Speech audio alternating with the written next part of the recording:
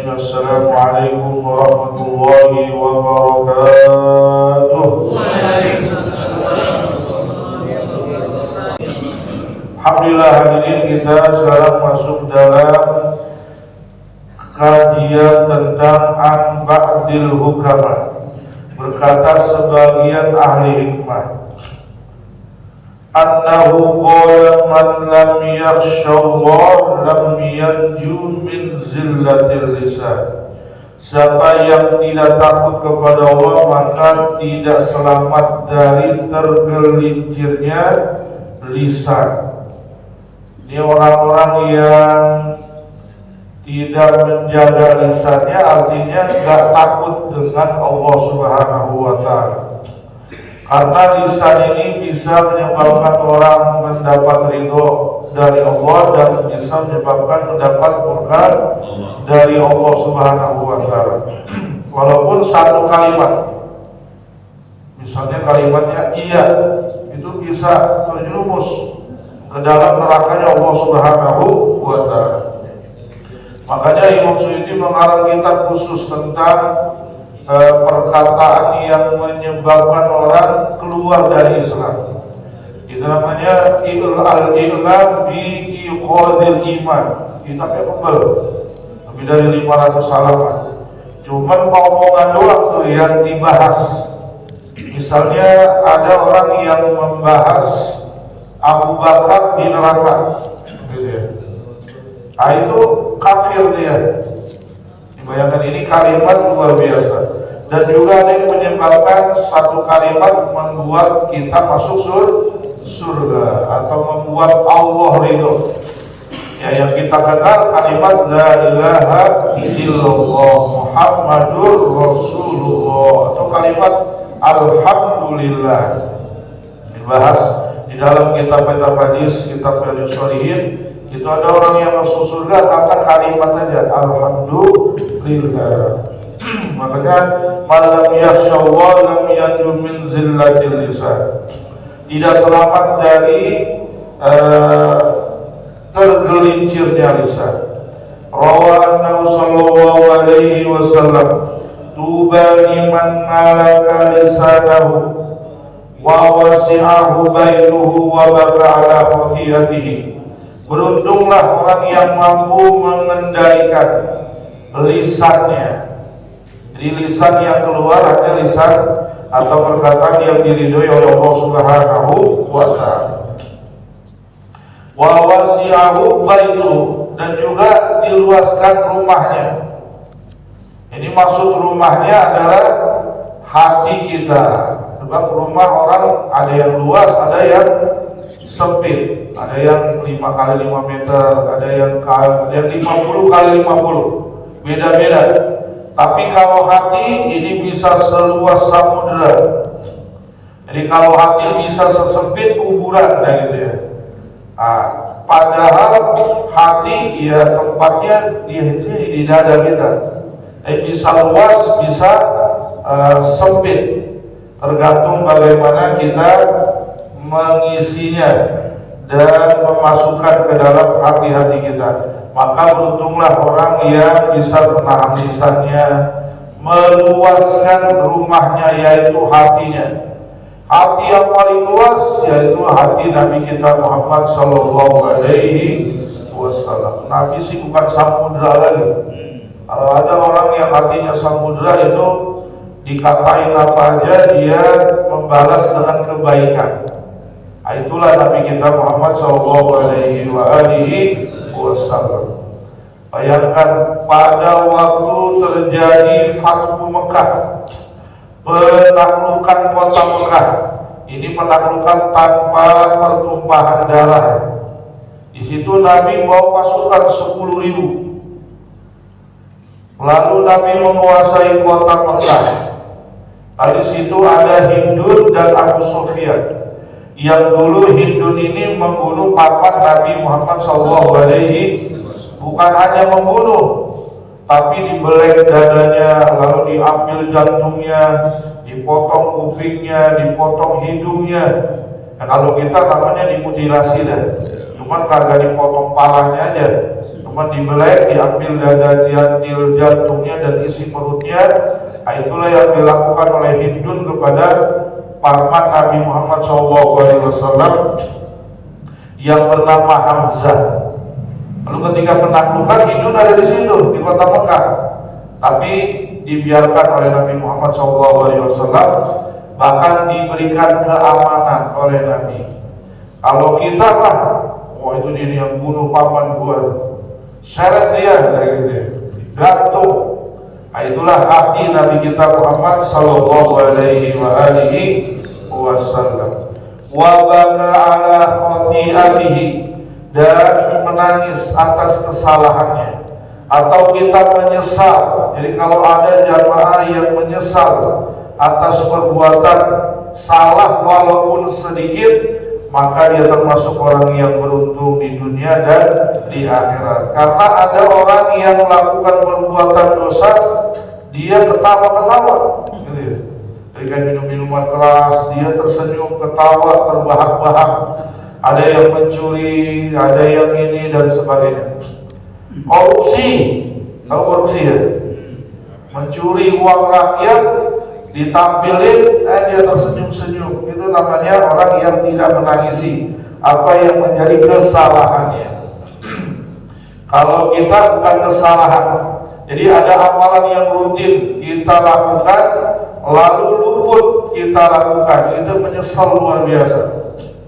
Kalau biasa kita sholat duha, tiba-tiba satu hari karena kesibukan luput sholat duha, itu menyesalnya bukan hanya sehari dua hari. Aduh, kemarin ngapain aja kita nih, nggak sampai sempat sholat duha. Itu penyesalan, itu artinya tanda bahwa hati kita dirahmati oleh Allah Subhanahu wa Ta'ala. Karena banyak orang yang ninggalin perintah biasa aja, ada yang mengerjakan perbuatan yang diharapkan malah gembira tertawa. Itu artinya hatinya udah mati, jauh dari Allah Subhanahu wa Ta'ala. Lisanahu malaka lisanahu wa wasiya baituhu wa baqala qadiyah wa tabrani man lam yakhsha qudumahu ala Allah, ay man lam yakhsha liqa Allah lil mauti lam yanju qalbahu minal haram wasyubhat. Siapa yang tidak takut berjumpa dengan Allah dengan kematian. Jadi kematian ini adalah awal perjumpaan kita dengan Allah Subhanahu wa Ta'ala. Jadi ketika kematian kita berjumpa dengan malaikat Israel. Ketika di alam barzah berjumpa dengan malaikat Munkar dan Nakir. Dan juga di dalam alam barzah kita berjumpa dengan amal ibadah yang kita lakukan selama kita berada di dunia. Nanti terus dibangkitkan, dikumpulkan di padang mahsyar sampai disidang di hadapan Allah Subhanahu wa Ta'ala yaumul hisab. Ini ada orang yang tidak takut dengan kematian. Lam yanju qalbahu minal haram wasyubhat. Tidak selamat dirinya dari perbuatan haram dan syubhat. Apa itu haram dan syubhat? Wal muharramat kismani ahaduma syai'un muharramun li dzatihi kal maitati wad dami wal khinzir wa nahwi dzalika. Sedangkan haram itu ada dua. Yang pertama zatnya udah haram, yaitu seperti minuman keras, lalu darah, bangkai, babi dan keturunannya. Makanya kalau ada produk-produk dari barat, dari Eropa, dari timur, itu kita jangan main makan-makan aja, karena dikhawatirkan di situ ada kandungan babinya atau minuman kerasnya.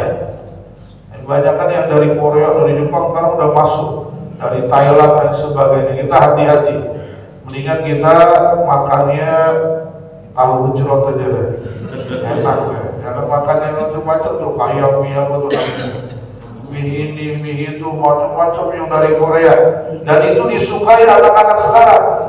Nah, ini yang diracuni.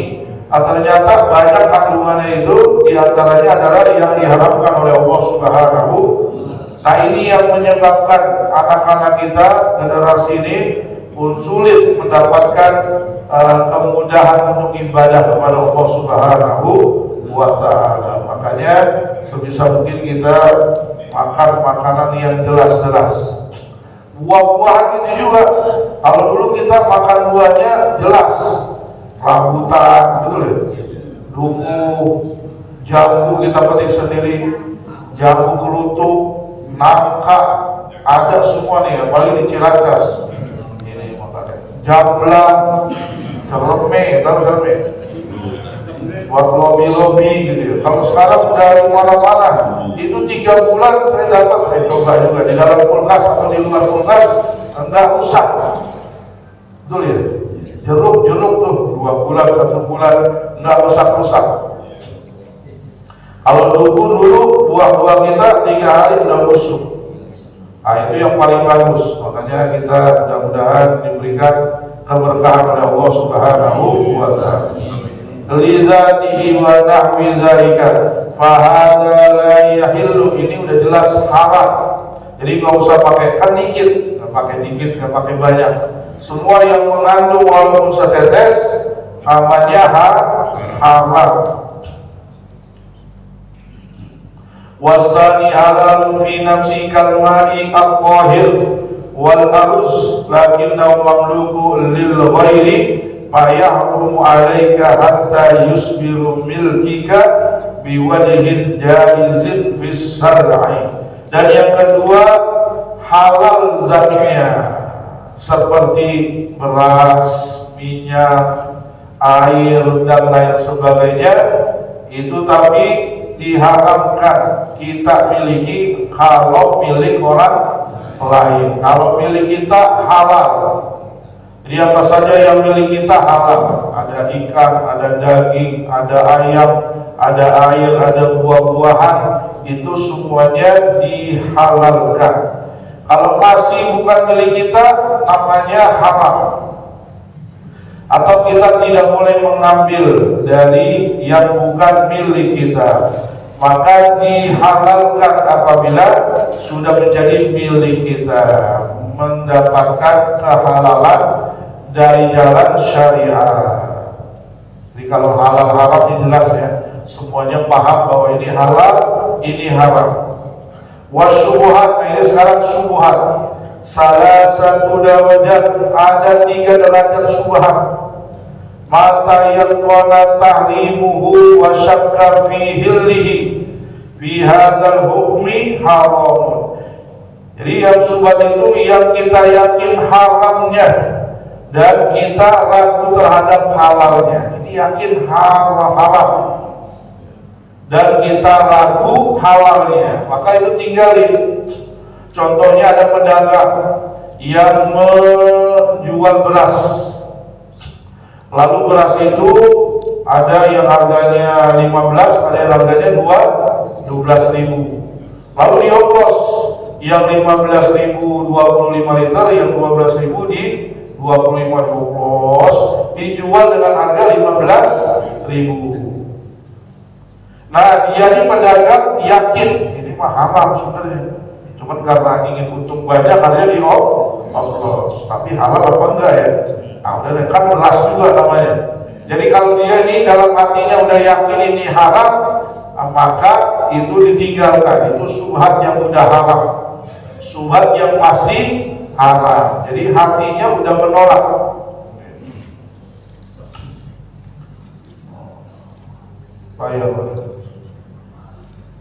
Wa hadza hukmu haram wa ma tayaqqana hilluhu wa syakka fi tahrimihi wa hadza bi syubhati katirgiha min al-waraq. Siapa yang yakin dengan kehalalannya dan ragu keharamnya, nah inilah syubhat. Syubhat itu yang benar-benar tuh ya. Wa yakin tarkuha min al-waraq, dan sebisa mungkin ditinggalkan karena sifat waro. Ini pernah terjadi kepada Imam Abu Hanifah. Jadi Imam Abu Hanifah itu jualan minyak. Kalau kita minyak samin atau minyak zaitun, itu berdrum-drum, banyak drum, ada 40 drum. Nah, suatu saat dia jadi agen, distributor. Jadi ulama dulu kaya-kaya juga, termasuk Imam Malik yang kaya raya. Jadi ini Imam Abu Hanifah dapat laporan bahwa satu di antara drumnya itu kemasukan tikus. Jadi tikus dari dulu udah ada. Masuk ke tikus hingga najis. Nah, itu di antara itu yang mana si karyawannya lupa. Yang mana tadi ya? Oh, lupa. Nah, Imam Abu Hanifah karena saking waroknya dia tuang semua itu. Gak mau menjual barang yang haram karena satu di antara 40 itu kena najis. Ini namanya imam. Kalau kita mah sayang. Kita boro-boro dibuang, udah jualnya semua gak apa-apa. Malah kagak ada yang ketahuan gitu kan, mana yang haram, mana yang ini. Nah, ini sifat warok. Jadi sifat warok ini pemberian dari Allah ya. Bukannya kita minta-minta atau kita berusaha ya. Cuman semuanya pemberian dari Allah Subhanahu wa Ta'ala. Jadi para nabi dan rasul itu paling waroknya manusia. Rawahu Tirmidzi wa yuribuka bi fadliyah wa bi'ahiha wa ma'na hadha hadis ma tasyaqqa. Ini penjelasan. Nah, makna ini hadis tinggalkan apa yang meragukan kita semuanya. Fihillihi wa'dil ila ma la tasyaq, dan bercenderungkanlah kepada yang tidak kita ragukan, termasuk pilihan kita. Jadi pilihan apa aja itu kita yakin ini pilihan yang terbaik. Kita yakin ini pilihan yang ragukan. Jadi bukan sembarangan pilih atau bukan sembarangan kita menentukan segala sesuatu. Jadi tentukan segala sesuatu dengan yang kita yakini bahwa ini membawa kebaikan di sisi Allah Subhanahu wa Ta'ala.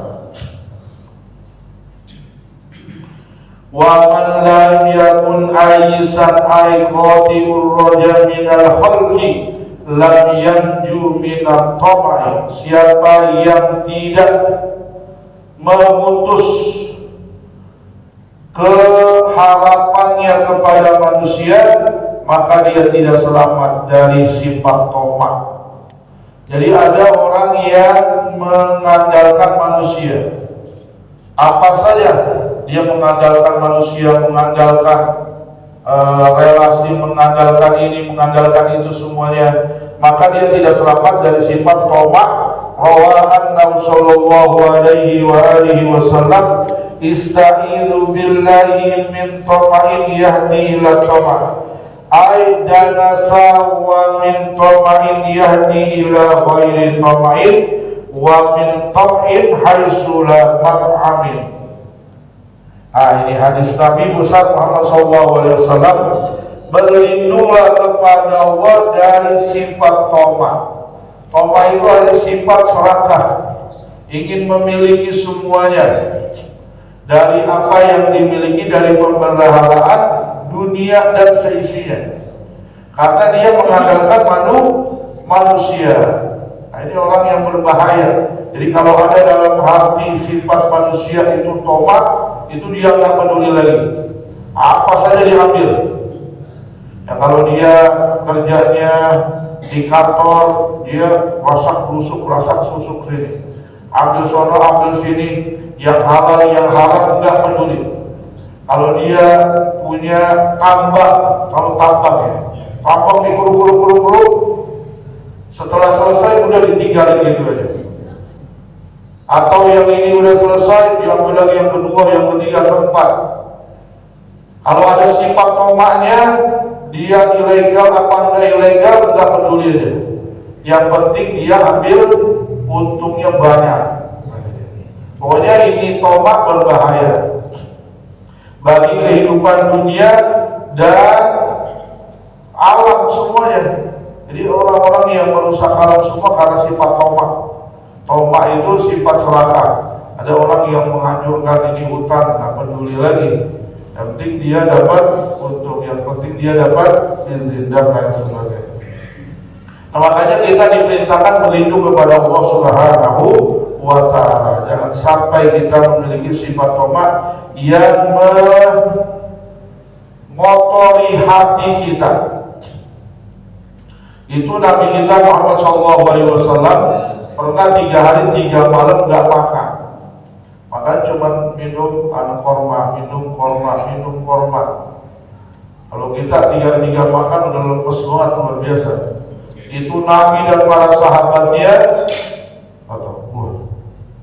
Nabi ditawari oleh Allah Subhanahu wa Ta'ala gunung Uhud jadi emas dan milik Nabi Muhammad SAW. Kalau kita mah ditawarin kayak gitu, bukan gunung Uhud aja, tambahin lagi ya Allah kalau bisa. Dari gunung Uhud kita jadi emas. Padahal emas segitu juga. Itu gunung Uhud, gunungnya panjangnya 7 km. Itu jadi emas untuk Nabi kita Muhammad SAW. Nabi gak mau milih lapar Nabi kita Muhammad SAW. Padahal sudah ditawarin oleh Allah Subhanahu wa Ta'ala karena jauh dari sifat tamak. Dan dulu juga pada perang Qadisiyah, Umar bin Khattab melihat rampasan perang dari kerajaan Persia itu numpuk di depan Masjid Nabawi. Itu kalau zaman ke Masjid Nabawi, di depan sebelah sininya ada yang kagak ada atapnya, nggak ada atapnya, kosong dari dulu. Nah di situ dikumpulin oleh Umar bin Khattab dan pasukannya pada perang Qadisiyah. Dilihat banyak, ada pedang, ada emas, ada ini, kursi, semuanya dari emas. Itu Umar bin Khattab ketika melihat itu menangis. Ya Allah, kata Umar bin Khattab ketika melihat perbendaharaan dunia kumpul di Masjid Nabawi karena umat Islam menang perang Qadisiyah yang dibawa pimpinan Sa'ad bin Abi Waqqas. Kata sahabatnya, kenapa kau menangis ya Amirul Mukminin? Padahal kita udah menang dan banyak dapat ini harta rampasan perang. Iya, seandainya ini harta rampasan perang bagus, maka dia ada di zaman Nabi Muhammad SAW. Zaman Nabi enggak ada, ini adanya zamanku. Nanti saksikanlah bahwa dengan ini nanti kalian akan bertumpah darah. Tapi kalau sekarang terjadi pertumpahan darah karena harta. Ya, kita lihat hari ini dan sebelum-sebelumnya banyak pertumpahan darah karena ketamakan seseorang. Nah, motor saya mah bogeng gitu ya. Saya alhamdulillah masih punya kok. Dia kemana-mana tuh pakai sepeda. Sepedanya bocor mulu lagi. Bocor dikit, artinya putus. Kita masih alhamdulillah, kita lihat ke bawah. Tapi kalau lihat kita ke atas, kita tendang tuh motor. Ini motor nih, agak bener dan sebagainya. Kurang syukur. Yang naik sepeda juga bersyukur, karena ada orang yang jalan kaki kemana-mana. Gak bisa naik motor, gak bisa naik sepeda. Jalan deh. Ada juga yang jalan kaki bersyukur. Ada orang yang berangan-angan, ya Allah, kalau dia bisa jalan pakai kursi roda, udah stroke, udah ini, dia hanya bisa berharap bisa jalan. Bayangin, enak banget. Jalan 3 langkah aja setelah dia sakit stroke itu girangnya kayak dapat istri baru. Jalan Ustaz, baru jalan 3 langkah itu lebih daripada dapat istri baru. Orang yang stroke, makanya orang yang jalan kaki maka bersyukur kepada Allah Subhanahu wa Ta'ala. Mungkin banyak di dunia ini yang kalau kita ambil pelajaran, kita tambah syukur kepada Allah Subhanahu wa Ta'ala. Hadirin, demikian yang dapat kita sampaikan. Mudah-mudahan dapat tempat di hati kita dan tambah bersih hati kita, tambah istiqomah, tambah dijauhkan dari sifat-sifat yang enggak baik, dan tambah istiqomah kita ibadah kepada Allah Subhanahu wa Ta'ala. Dan juga jangan lupa doakan anak keturunan kita juga semua dapat ibadah dan dapat hidayah dari Allah Subhanahu wa Ta'ala. Amin ya rabbal alamin. Aqulu dzikri wa la ilaha illa